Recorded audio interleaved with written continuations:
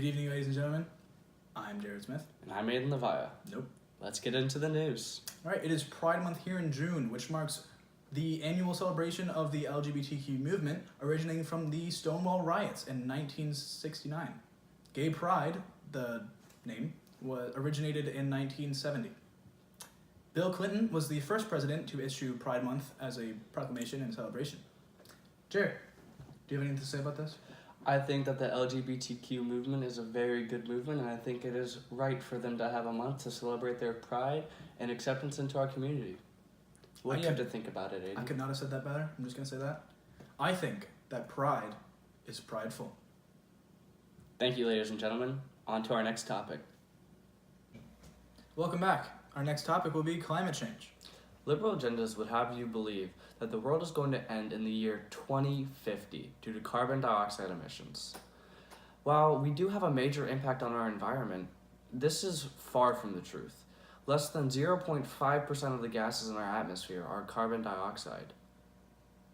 A quote from David Brower: "We do not inherit this land from our ancestors. We borrow it from our children." While carbon dioxide will be a pressing issue in the future, I feel like we need to focus on more pressing matters in the current. We need to focus on stopping deforestation and waste management. We need to cut down on the amount of plastics that we use in our day-to-day lives. 1% of the ocean's pollution is from America, and 1% of that 1% is from plastic straws. Thank you. On to our next topic.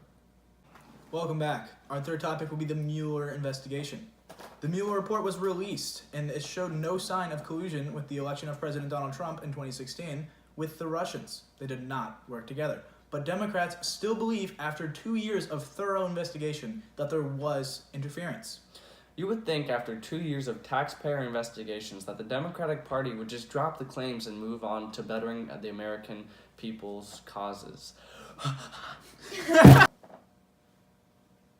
Although the Mueller report did not show any signs of interference with the Russians and the election, Trump did actually get an offer to help his numbers and help him win the election, but the Mueller report did say that he refused.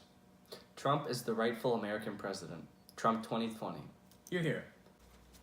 Next topic.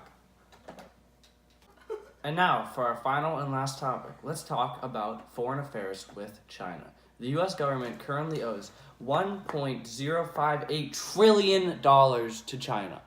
That's a lot of money. We've been using them as an outsourcing for manufacturing goods since Reagan. Bottom line, America owes a lot of money to China. And a lot of Americans have this fear that China is going to start a war with us. And they have been upsizing their military. But that's just due to the influx of money that we owe them. They have a lot of walking around money, and they just want to up their military. It's a normal thing for a country to do, and Americans should not have to worry about a China invasion. I agree. And also, with China, a lot of people think that the second that they start a war with us, their military is going to be so much more massive than ours. That's false. The second they start a war with us, China's going to go bankrupt. A lot of their economy is built off us buying goods from them. And that's why Trump is trying to add this foreign affairs policy of the tariffs to China. He wants to reduce the amount that we spend on Chinese good. It's for the good of the American people, and it's for the good of our interests. We need to pay the difference off and get out of debt to China. Thank you. And I'd like to thank my co-host, Jared Smith. Yeah. Signing off.